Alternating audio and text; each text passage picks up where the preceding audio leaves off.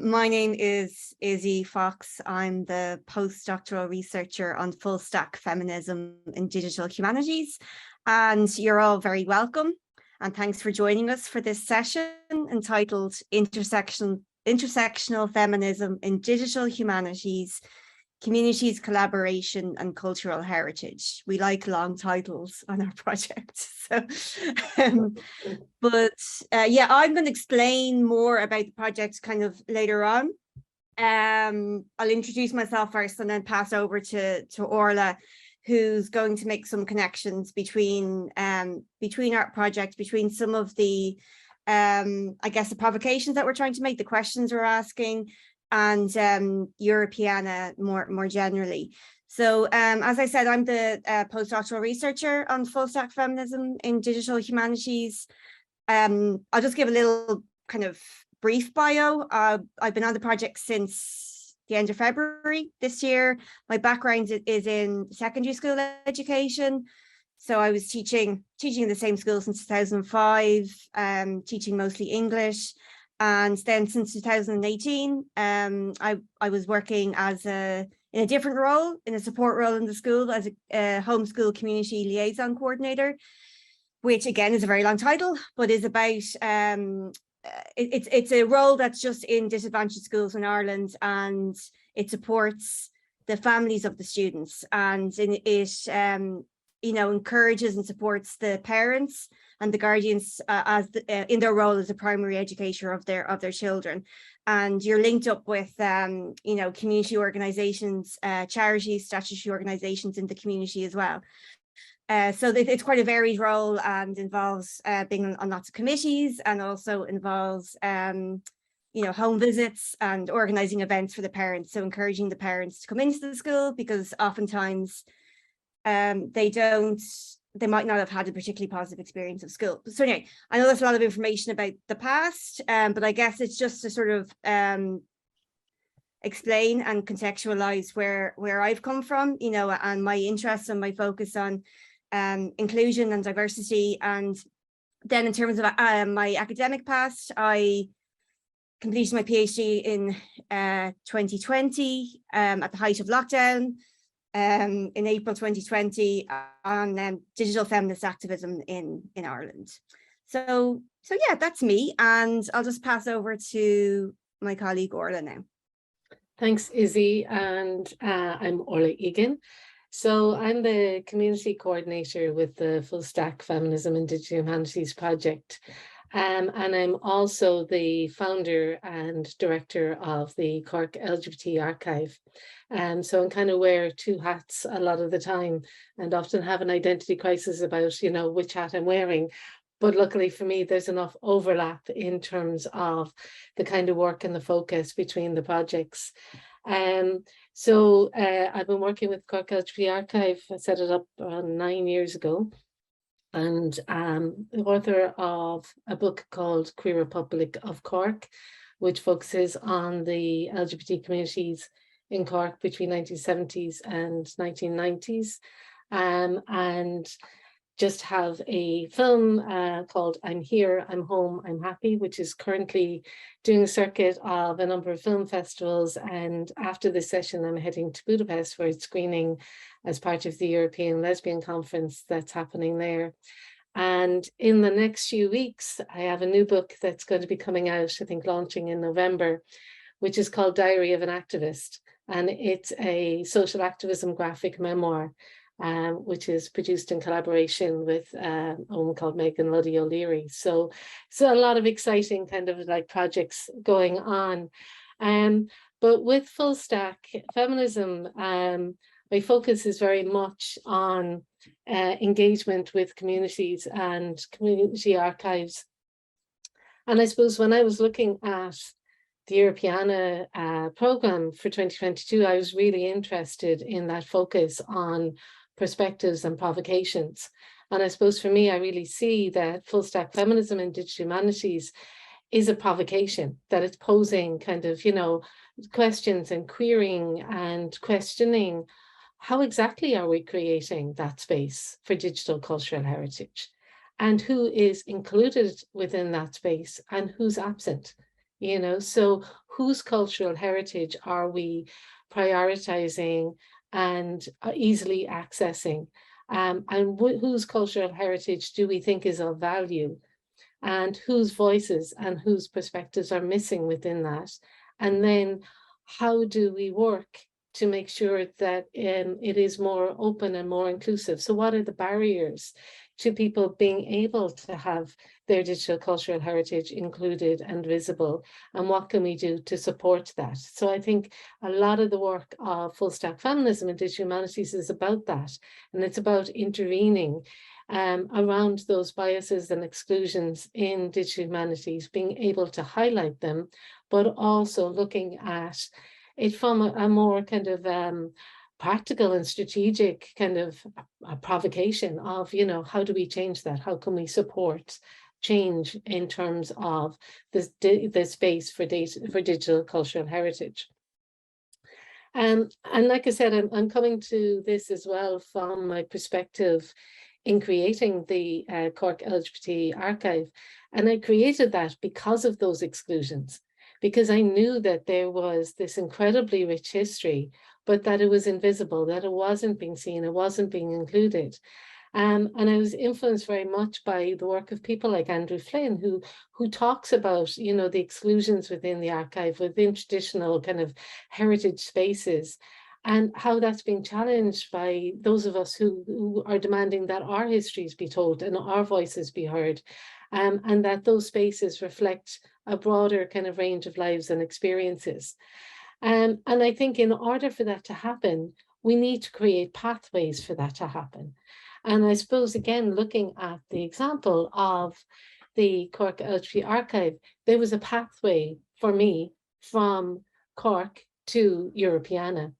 And that pathway was facilitated by the Digital Repository of Ireland. So the Digital Repository of Ireland runs a community archive scheme to support community archives, because there was an acknowledgement again that that was an area that needed to be supported and engaged with. And the Cork LGBT archive won the inaugural award of the community archive scheme.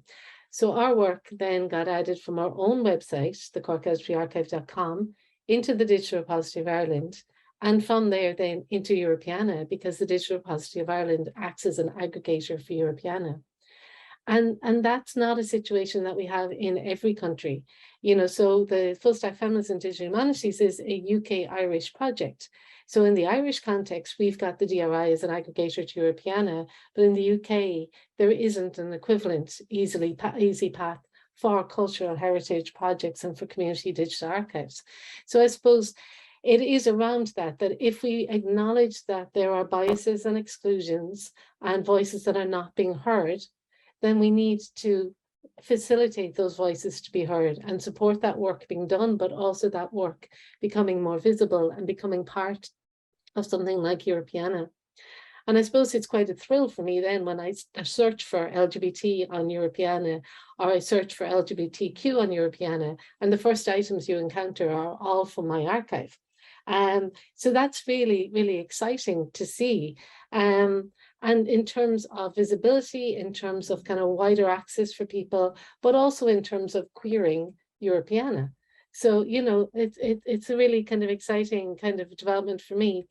But then when I went looking at what are the topics within Europeana, I couldn't find any LGBT or LGBTQ. So maybe I'm looking at this slightly differently, or maybe I'm not getting the point of the topics. But, you know, I found labor rights, but not lesbians. I found golf, but not gay. I found birth control, but not bisexual, and may have been transparent, but there was no transgender.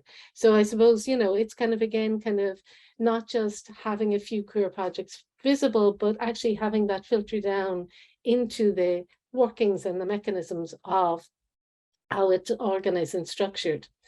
But on the other side, going back to being a little more positive, you know, you do find a range of LGBTQ blogs in Europeana, and I was really delighted to write one of the earlier ones of those. So again, in terms of that visibility and that more inclusive version of our digital culture heritage. So I suppose it is then just about looking at those pathways, and how can we provide supports? So using that example of the DRI using their community archive scheme to enable access for me into that kind of a digital repository, and then from that into Europeana. And those are the kinds of things that we're trying to explore with Full Stack Feminism and Digital Humanities. It's like, you know, who's not there and how can we support them to come in? So I'm going to go and pass back to Izzy, who's going to talk more about Full Stack Feminism in Digital Humanities. Thank you. That's great. Thanks a million for that, Orla. And so, you know, so as Orla has outlined there very well, we know there is a connection between the data that is prioritized for collection, for archiving, for dissemination, and the histories, narratives, and heritage that is thereafter instilled upon our identities and those of our communities. So, for instance, the canons that underpin digital humanities projects often replicate old systems of knowledge and therefore reinforce existing patriarchal power structures, as articulated by the Coloured Conventions project, which states that all data and data sets are shaped by decisions about whose histories are recorded, remembered, and valued. So community archives, feminist digital art and coding practices, as well as digital humanities projects that employ an intersectional feminist framework and an ethics of care to their work, provide a provocation to this erasure. So, for instance, these practitioners represent, document, map, collate, and narrate the people, events, places, artifacts, and stories that are often erased from or marginalised within the historical records of dominant archives and accounts.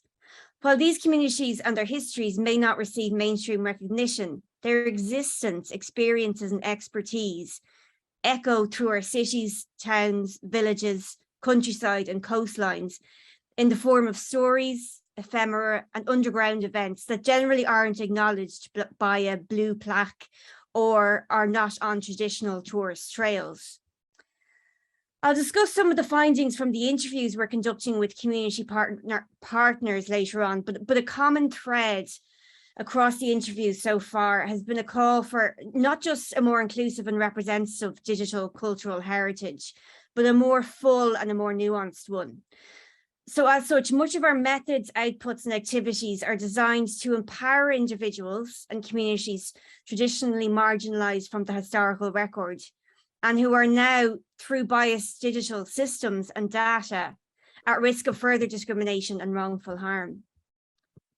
So, enter our project. So Full Stack Feminism in Digital Humanities is a 2-year collaborative UK-Ireland project, which aims to embed intersectional feminist thinking into digital practices. And the project is jointly funded by the Arts and Humanities Research Council in the UK and the Irish Research Council. The aims and objectives of our project include developing and publishing a full stack feminist framework, methodology, and toolkit. A cool kit. It's a cool toolkit. Orla will talk about that later. Fostering intersectional feminist digital coding practices, creating a collection of intersectional feminist objects and writing in the Digital Repository of Ireland, and working in collaboration with community archives and other organisations. Furthermore, a high-level objective of the project is to highlight and address specific points in project development, user design, data modelling, code reproduction, end-user testing, and experience that often unconsciously manifest inequalities or bias in, for example, data models. So now I'll elaborate further on our project title in a few moments, but firstly, I would just want to introduce you to our team. So if you want to just go back to the slide after, so slide 10, just the one prior to that. Great. Yeah, that one, thanks. Okay, so our full stack team is comprised of members from Technological University of Dublin, Maynooth University, and the University of Sussex. We also partner with Cambridge Digital Humanities, the Digital Repository of Ireland, which Orla discussed, and the Irish Museum of Modern Art as well. Okay, so if you want to just go to the next slide, Orla, please. So this is our full stack team, and we're a transdisciplinary team. We've members who've experienced both within and outside of academia. And so you've already heard about Orla's background, and other team members have experience in programming, community archives, activism, as well as digital art practice and creation, and obviously scholarship and library studies administration as well. Okay, so the next slide, please. Thanks. So as I've mentioned, full stack feminism in digital humanities seeks to address how biases manifest in digital projects, particularly in the academic field of digital humanities. So I'll spend just a few moments parsing our project title to provide some clarity to the terms full stack, intersectional feminism, and digital humanities, particularly in terms of how they relate to our project. We'll also outline the nature of our community engagement. I'll focus on the interviews, and then Orla is going to discuss our community forums, as well as the proposed content and format of our full stack feminism in DH toolkit. Okay, next slide. Thanks. Firstly, full stack is a term borrowed from web development that accounts for the user interface as well as the behind the scenes coding to ensure that the planning and design thinking is coherent and equally deployed across the whole system. Following on from this, we use full stack as a metaphor to account for the comprehensive nature of our methodologies. We work across 3 stages or stacks, as you can see there on that slide, that are iterative and accretive. They feed into each other. Stack 1 is data and archives, stack 2 is infrastructure, tools and code, and stack 3 is access, experience and integration. And working across all 3 stacks are what we call threads, so just along the bottom there of the slide, and they are archives, community, digital art, feminist praxis and ecofeminism. Okay, next slide. Okay, so our feminist practice is intersectional, which means that we acknowledge the ways in which gender, race, class, ability, sexuality, citizenship status, and more overlap, as well as responding to how we differently experience oppressions, privileges, challenges, and opportunities in societal, political, and cultural representations. So it's inclusive feminism that thinks beyond the individual experience and instead it prioritizes the collective. Our research involves applying an intersectional feminist lens to digital projects and systems, including archives. While the term intersectionality is attributed to Kimberly Crenshaw, who coined the term in the late 1980s, it's important to acknowledge the historical lineage within Black feminism of the critique of the homogeneity of the subject within both mainstream feminism and Black activism. Intersectional feminism recognizes the myriad ways that different identities interact within what Patricia Hill Collins refers to as the matrix of domination. Our understanding of digital or intersectional feminism also draws from queer and trans theory, as well as Indigenous and disability studies and activism. And as I mentioned earlier, it includes ecofeminism. And I'll talk more about that later on. Okay, so just the next slide, please, Orla. Okay, so we're developing a feminist framework and ethics of care governing our research, work practices and community engagement events. And Castle and Cyfor demonstrate the ways in which an ethics of care stresses the way people are linked to each other and larger communities through webs of responsibilities. So in this regard, we value interdependence and decentralization. And as Adrienne Marie Brown states, the idea of interdependence is that we can meet each other's needs in a variety of ways, that we can truly lean on others and they can lean on us. It means we have to decentralize our idea of where solutions and decisions happen and where ideas come from. And interdependence and decentralizing nurtures a working environment of understanding and compassion. So our commitment to ecofeminism is also evident in our framework as we want to think about how our feminist ethics of care can also be extended to care of the planet. And the material and energy costs of digital technologies are disavowed through like dominant ideologies of the digital as cloud-based. But we must work to re-establish reconnection of the materiality of the digital in the project and consider reparation in relation to the resources used and environmental costs of such work. We are working to bring climate and ecofeminist approaches into play in the project. The logic of extractivist capitalism that underpin hierarchies of class, gender, race, and ability are also those that maintain anthropocentric worldviews of human dominance over the planet. In Care and Capitalism, for instance, Kathleen Lynch asserts that dominant Western logics have legitimated the exploitation and domination of nature and of those things equated with nature, such as slaves, women, and indigenous peoples. Drawing on Haraway, Barad, and Bharati, post-humanist approaches can extend the concept of intersectionality from one that works towards the non-dominance of groups of humans over each other to one that works towards the non-dominance of humans over the non-human or more than human. So core principles are drawn from FAIR and CARE protocols for data governance and stewardship. So FAIR is findable, accessible, interoperable, reusable, and CARE stands for collective benefit, authority to control, responsibility, and ethics. And we're conscious that there is, at times, there can be a tension between those two different protocols. So the feminist principles of the internet and the Manifest No principles also inform our core values of radical empathy, feminist listening, proximity, authority to control, and abolition. So in other words, how certain technologies contribute to racist surveillance technologies and methods. In other words, how can we create and share data in an ethically responsible manner will become part of our full stack feminism framework. Our core values also reflect a commitment to decentering expertise and experiences and knowledge systems, as well as amplifying and empowering those who Virginia Eubanks in Digital Dead End refers to as the people closest to the problems. Because as she states, they probably have the best information about them to build solutions that will last. Similarly, the authors of Data Feminism stress the importance of prioritizing voices with closer and more direct experience of issues of injustice over those that study data injustice from a distance, which is why active listening is central to our approach as well.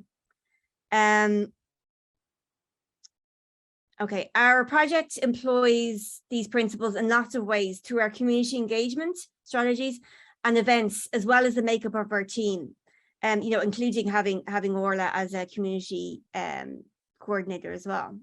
So these principles and core values will later feed into a work in progress document that will provide a framework and methodology to include practical considerations when working with technologies, and then ultimately our toolkit.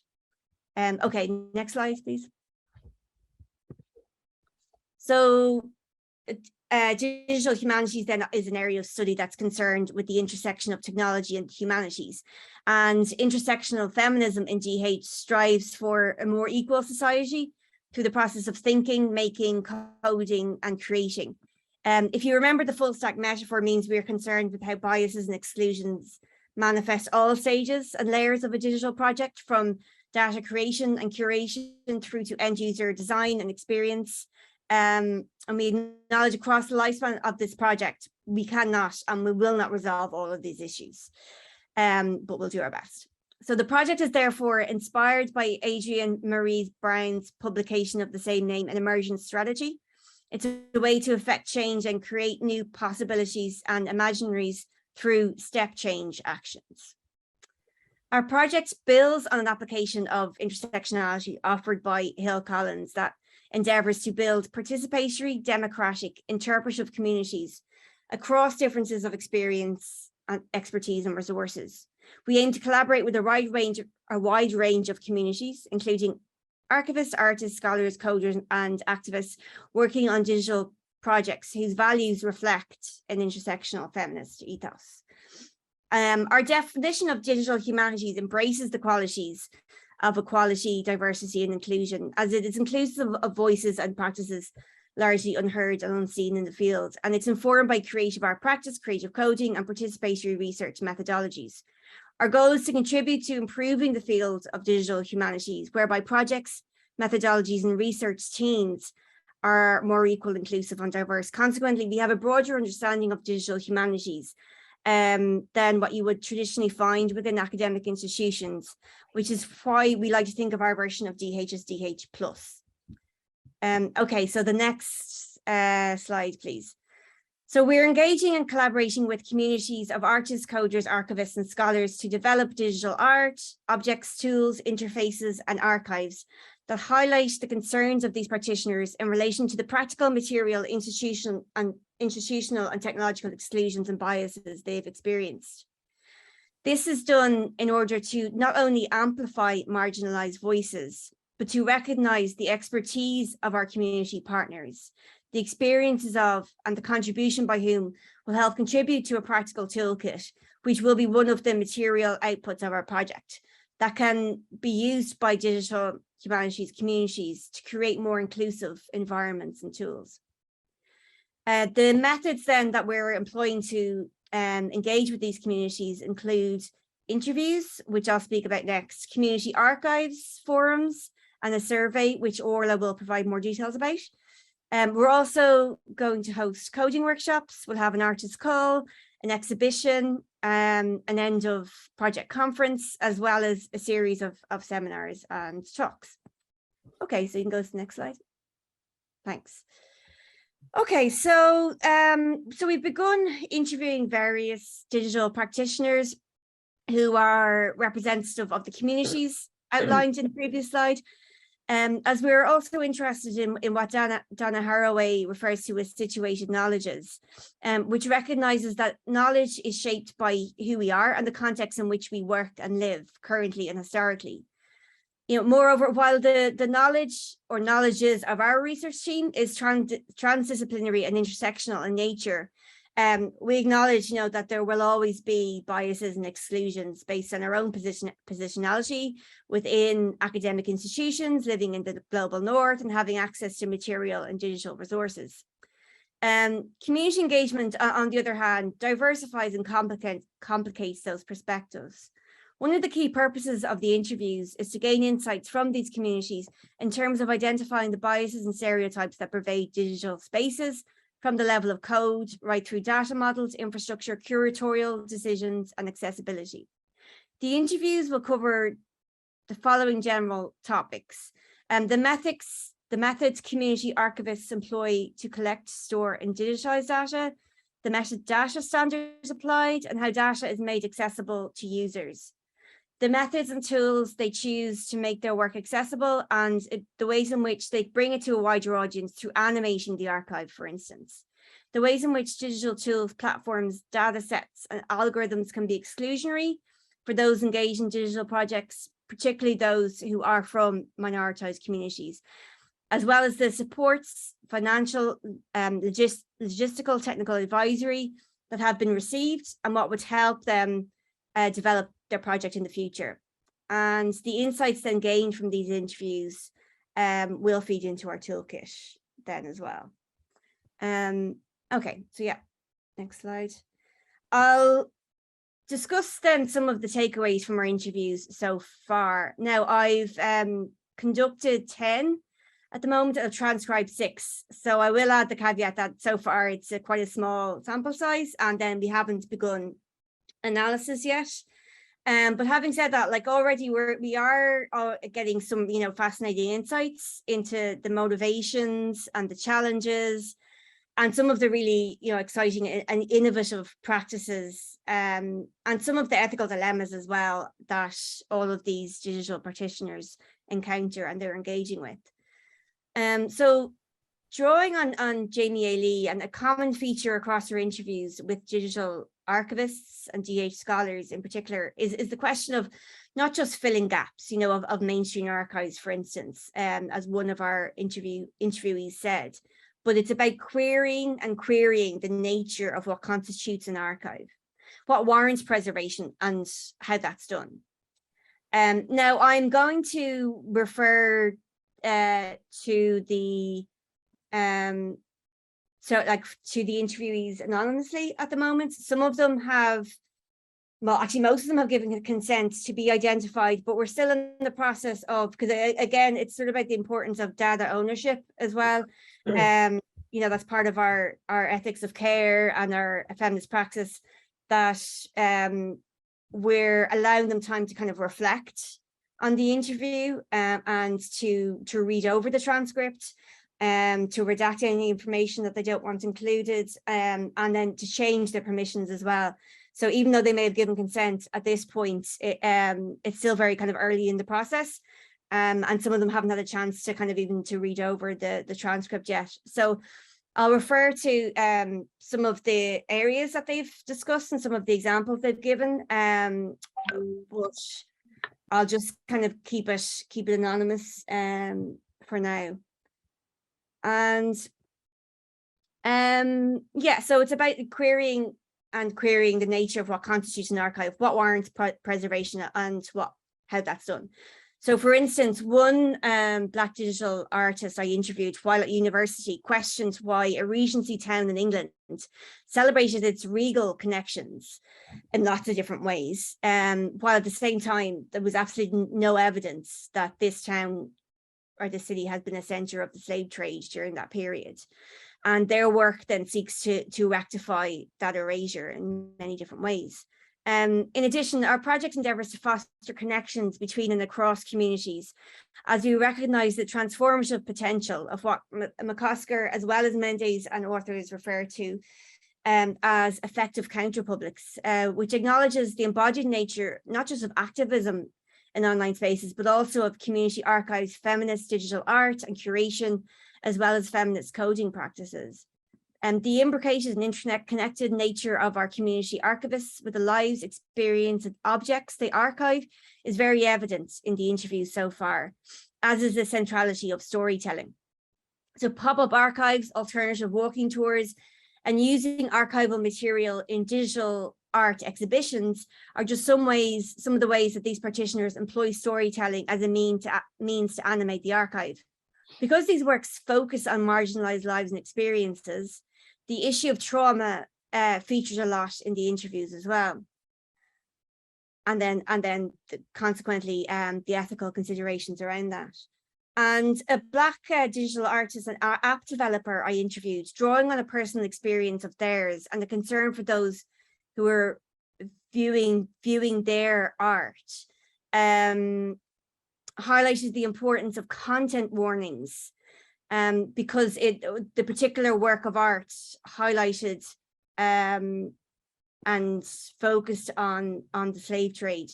So the importance of content warning for entering digital spaces that contain traumatic material, as the artist's goal, they said, was to provoke but not to traumatize. Another interviewee, who is a digital artist and Black trans archivist, employs controls and terms and conditions on their work to mitigate against the problematic practice of what they call trauma tourism and trauma porn, meaning that the level of access one is granted to the digital archive is contingent on one's gender identity and race. Other archivists are considering restricting access to certain aspects of their archives as well. The Black trans archivist and artist I mentioned already also stresses the importance of providing a more nuanced picture of Black trans lives. Sorry, just take some water. It's absolutely lashing down here now in Dublin. So, hope you're getting better weather where you are. So the Black trans artists and archivists I mentioned already also stress the importance of providing a more nuanced picture of Black trans lives and experiences, arguing, for instance, that a death in the archive is not necessarily a traumatic death, but the dominant narrative tends to conflate Black trans and trauma. Furthermore, a DH scholar and queer archivist based in the US, when asked about the relationship between embodiment and the archive, talked about not just the effective nature of the process of archiving potentially traumatic material, but also stressed the importance of joy and desire in the archive. And they also discussed how embodiment and the archive is not just about the embodied responses of users or archivists to archival material, but also it's about thinking about the archive as a body itself. In other words, how does new material and collections added to an archive change the contours of the archival body? How does animating the archive strengthen or possibly injure the archival body? And finally, what is the heart of the archive? It's not that we or they have questions to these, but it's just really kind of important considerations to take into account, and really interesting, I think, provocations. Many of the interviewees also grapple with ethical considerations regarding the importance of preservation versus privacy, which sees them prioritize the latter. Data ownership is a key ethical consideration for community archivists and for us, meaning that consent to include documents, oral histories, and artifacts can always be revoked. The importance and resulting anxieties around preservation and sustainability of their work is also a common concern. The precarity of tools, platforms, and as one interviewee gave the example, being reliant on servers that are based in Russia, as well as the precarity of some people's jobs and funding streams, have also featured in the interviews so far. And yeah, and then I guess from my point of view as an Irish person and dealing with software and how, you know, and voice recognition software that I'm using in the transcription of the interviews. So the first person that I interviewed was Orla, you know, who's on our team. So we're both Irish. It didn't like the Irish accents. It particularly didn't like the Cork accent. So, and generally, like, you know, so I was kind of thinking, you know, in a way I have their, you know, biases in the systems that we're using as well. It's kind of tongue in cheek, but at the same time, you know, when I'm interviewing people who have American accents or have English accents, it recognizes that, you know. Now it's starting to learn my accent. It doesn't, like the Irish, we tend to have a soft Irish T, you know. So in other words, so when I say sheet, it says sheesh, that kind of thing. But I think like for instance, it's starting to recognize a full stack feminism, whereas before it didn't. But still, like in my luckily I'm not speaking as much as the interviewees, because when I have to edit the transcripts, my questions are generally gibberish, but obviously the person answers my questions, so presumably they can understand me, but the software can't. And yeah, I didn't like either myself. And initially, you know, with Orla's interview, I was like, because Orla obviously was talking about the queer archive and using a lot of LGBT terms. And I thought that, oh my God, I was like, it doesn't recognize any of these terms, you know, like what is the problem with this archive? We need to queer the software, we need to queer this. But then I think it's just colonial and we need to just decolonize the language of it. But I think all of those considerations are, you know, are important, and I guess at every level we're kind of applying that critical lens. Yeah, so then finally some interviewees had practical suggestions of what to include in the toolkit, so including making it a community space where those engaging with it can ask questions, are provided with testimonials of digital practitioners' experiences of developing a community archive, for instance, as well as critical questions to be applied to all stages of the development of a digital project. And yeah, and I guess another thing that we're interested in having the inputs, I guess, at all stages, you know. So and we're talking about ways now of including those voices in our process of data analysis as well, you know, and even in terms of the idea of decentering. Next week our team is getting together over in Sussex, so we're all getting together over there, and rather than just me, you know, analyzing the data and having me as the and applying my own, you know, knowledge and limited knowledge and biases and everything and perspectives and positionality onto the data, we're going to do that collaboratively. But also I was talking to a colleague the other day then about ways of possibly using the community archives that Orla is going to talk about as a way or an avenue to explore, and maybe the surveys as well, to explore how we might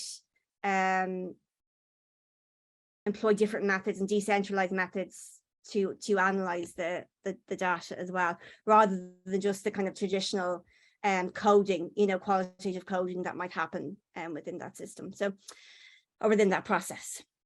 Okay, I think that's me, isn't it? Yeah, so I'll just pass over to Orla, and then she's going to just talk about other methods of community engagement.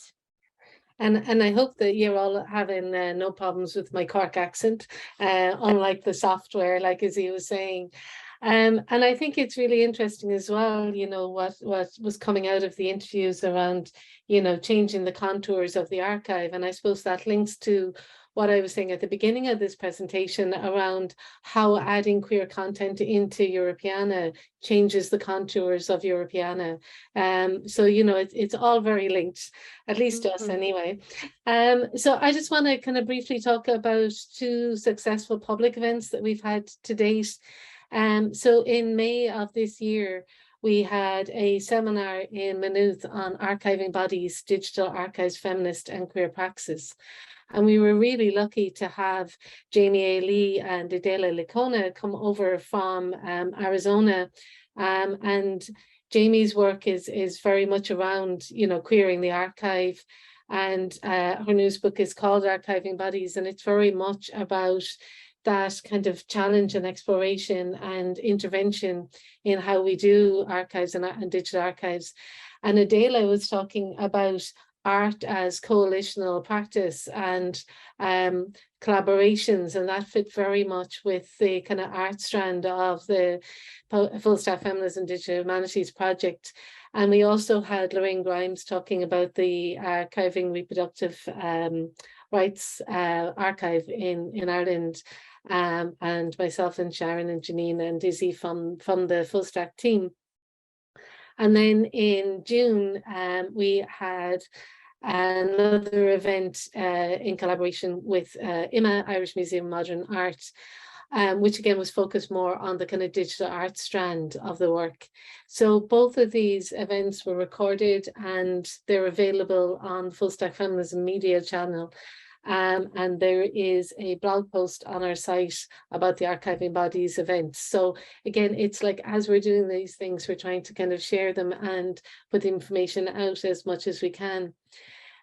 So Izzy was talking about the amazing data that's coming from the interviews, and obviously that enables a kind of much more in-depth exploration of kind of where people are coming from and what are the motivations and methodologies and challenges that are emerging. But we are conscious of the need to also try and reach a bit further than the number of people it'll be possible to interview. I mean, it's just a 2-year research project. So, you know, as Izzy said, much as we might want to, we can't change the entire world. So we're looking at kind of then how can we engage more broadly than that, so that we're not just interviewing and talking to a small number of people. So we're trying to do that in 2 ways. So we're looking at running a number of, don't know why that just happened.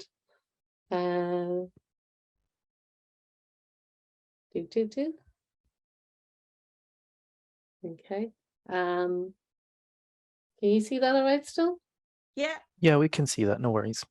Okay, so we're looking at running a couple of community archive forums where we would invite a range of people involved in what I'm calling radical archives.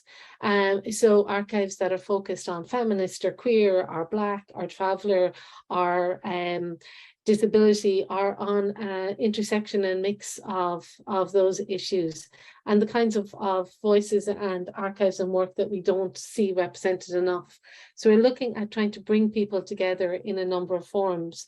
So the idea is to have one in Dublin, one in Sussex, hopefully one in Edinburgh, and then to have an online one, because we don't want to run them as hybrid, because we want people in the room engaging with one another, but also conscious of the fact that not everybody is going to be able to be in those rooms. So creating another avenue to be able to engage with people on an online version of it. And for us, it's very much about listening and learning, and recognizing the expertise in the room, that people who are doing this work are the ones who have the experience and expertise about what the issues are, what the challenges are, but also what the motivations are, what the kind of amazing work that's happening. And for us then, that feeds into not just the research, but also when we're exploring what kinds of supports do people need, that will feed into the development of the toolkit. So these are a work in progress. And then alongside the interviews, the community forums, we have a survey which has been developed. And again, that's in terms of trying to engage with a much wider population. So there's a QR code, and there's also a link for people, which maybe we can share with people as well. So we're asking people to engage and to help us to understand this in as broad a way as possible. So then in terms of the toolkit, I think for me, one of the things I think is really interesting is that the work on the toolkit, there's kind of like two strands kind of happening simultaneously with it. So our colleague Ranju is exploring how to create the toolkit. So she's exploring digital tools and how it's going to be created, how it's going to be accessed by people, where it's going to be hosted, where it's going to sit, where it's going to live, how it can be surviving past the kind of the lifetime of this particular research project. So Ranju is working on that process simultaneously with us working on what needs to be in the toolkit and what are the needs and what's the content going to be and what do people want and need from it. So those two things are kind of happening simultaneously. So yeah, so we have a number of events coming up. The Community Archive Forum in Dublin is planned for the 18th of November, hoping to have the one in Sussex in November as well, and the other ones dates to be confirmed. I'm conscious that we're running close to time, so I think we just finish up there, and thank you all very much for being here and for engaging with us, and please fill in the survey. Thank you. Thank you both so much. Do I just go to the last slide there, and then we could just say, are there any questions? Yeah, that sounds good. If we have the last slide up, then that QR code is there. I have put the actual link that the QR code leads to in Slack in the chat as well, if you'd rather click on that. Wow, I'm blown away by this presentation. It was a lot of information in so little time, so thank you so much for kind of breaking that down for us, for sure. I have a million questions. I did see one in the chat that I do want to get to first. It was Tamara Butikan who asked, are you cooperating with Daria, which I'm sure you know, but for those who don't, it's a International Digital Humanities consortium network. So what is your relationship to Daria? How does this project sit in that consortium? Orla, do you have any?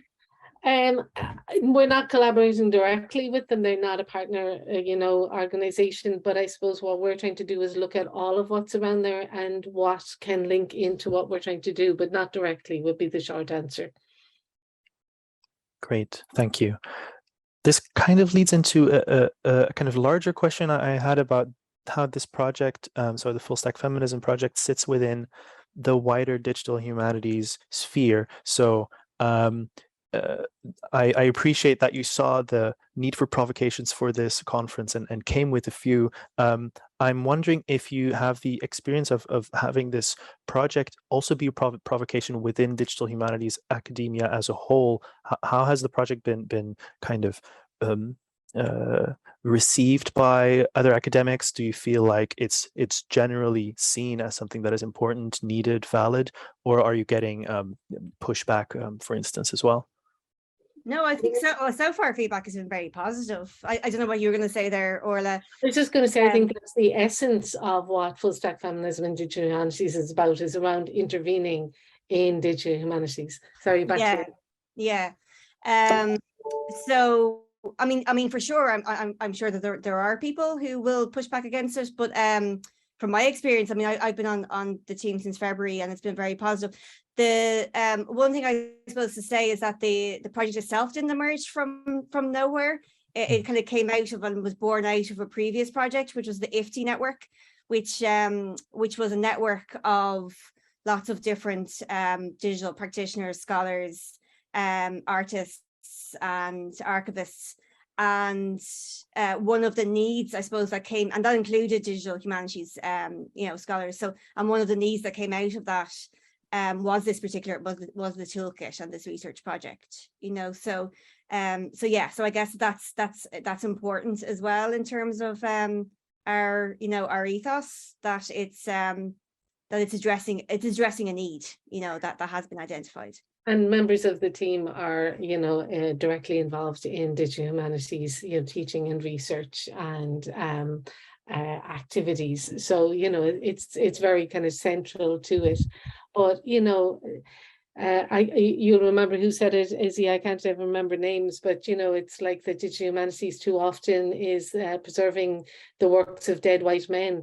And I suppose, that I think that's Rupsi, yeah, Rupsi. Yeah. Yeah. And that is unfortunately so often at the core of digital humanities. And I know that myself, when I was a digital humanities student, that I was almost always the only queer voice in the room, the only radical voice in the room. And too often it was a replication of the same kinds of projects over and over again, just in kind of, slightly different ways and stuff, or the focus of the projects was all very similar, so sorry if that's a little bit simplistic dissing of digital humanities, but I suppose my experience was that I was usually the only one who was looking at something that was a queer project. And what's been lovely about this work is opening up to how many of those kinds of other projects that there are, and how many amazing people there are, both within institutions and within communities, and collaborating between the two, who are doing this kind of amazing work. So it is around trying to foreground that, to highlight that, to showcase that, but then also to use that as a way to intervene back in. It is about changing digital humanities and what it is and how it's done. Thank you. I love that. Yeah. So I'm just actually opened that document with the questions in it as well, so I can see that there's quite a few questions in there. Yeah, those are mostly my musings, but I did want to first I think I can address some of them.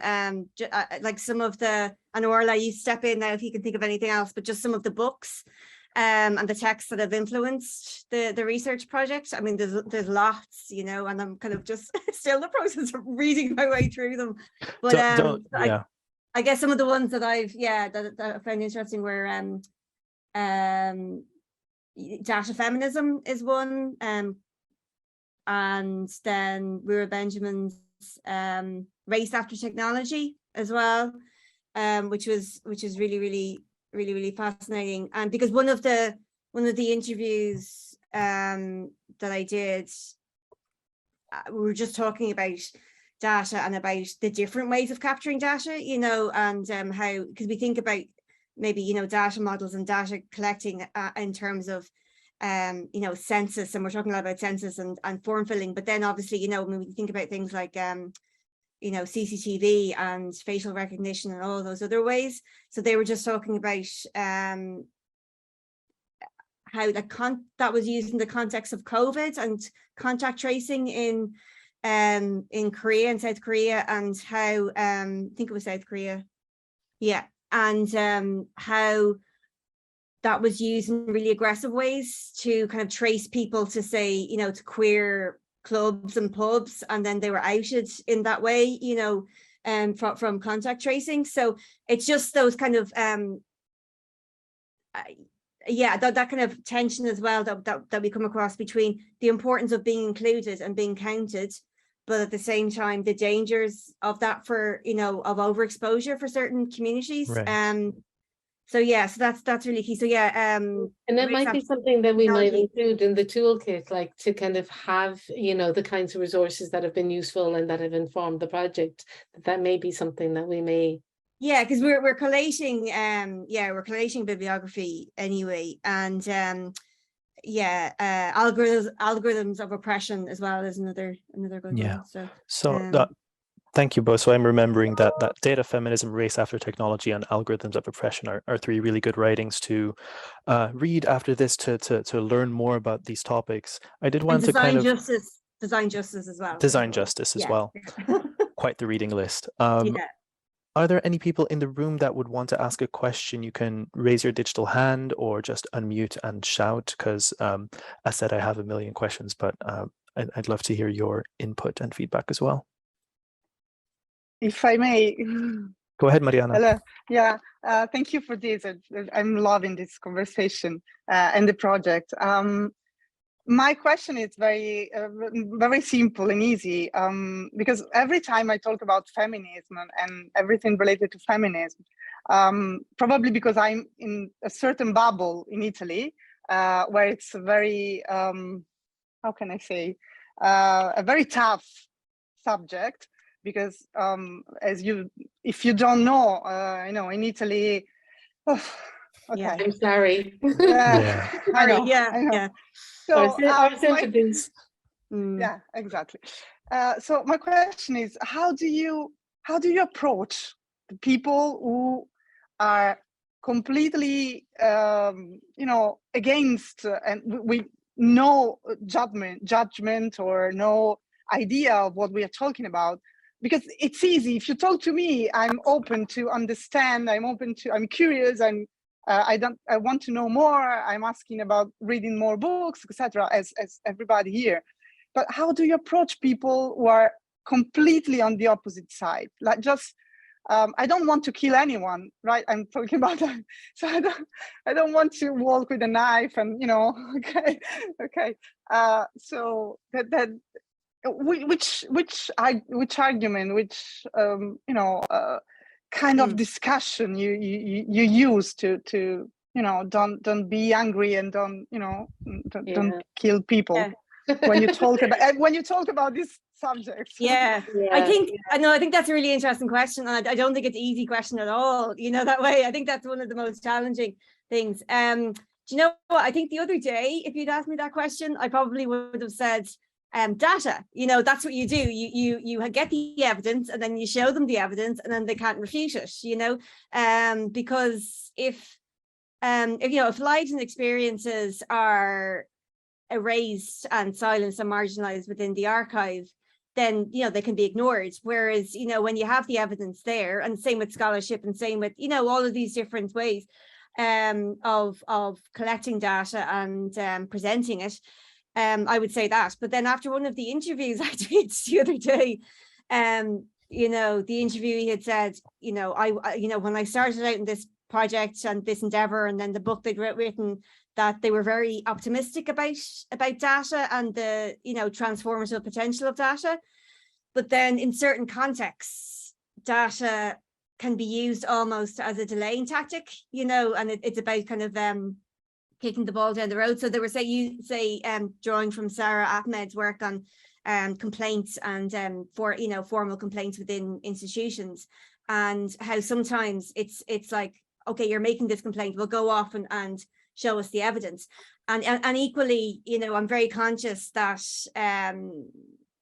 say in media, in social media, particularly in more hostile environments, marginalized groups, so whether they're women who've been traumatized, whether they're in the context of Black Lives Matter, in Ireland, I remember a lot of people, and me too, people having to go on and relive their trauma, and well, explain to us now, like, what's been your experience of racism? Prove to me that there's racism, prove to me that there's sexism, and they've had to kind of relive the trauma to do that. So I'm very conscious of the importance of not pushing people in and not expecting that kind of emotional labor of people, as well. So I don't know whether there's anything else you want to add to that, Orla. Yeah, I mean, I think, we have to be careful as well around sapping all our energy on negativity and opposition and trying to convince people who are never going to shift. So there's a part of it around actually collaborating, connecting with people who are going to enrich the work that you're doing. And I suppose that's something that I found very much for my own work. I was working on a queer digital archive in Ireland when nobody was doing that. So I went looking for allies, for people who were doing this kind of work that I could learn from, that I could be encouraged from, that I could be nurtured by. And that was so important to my work. And I suppose that's part of what we're trying to do with Full Stack Feminism as well, is bringing people together, connecting people with one another, with other people who are doing the kinds of work that will nurture what you're doing and encourage it.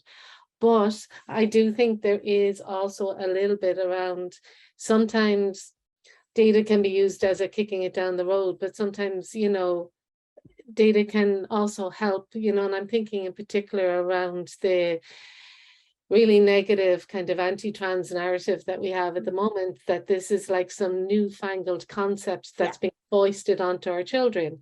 And I think that when we then look at something like the Irish Trans Archive, which is tracing you know, the very, very long history of trans activism in Ireland and trans people over the centuries in Ireland, that it's kind of like it's harder for people to keep on with this narrative that this is just some new concept. So I think, yeah, we shouldn't spend all our energies on trying to kind of prove stuff to people who aren't going to be receptive to that.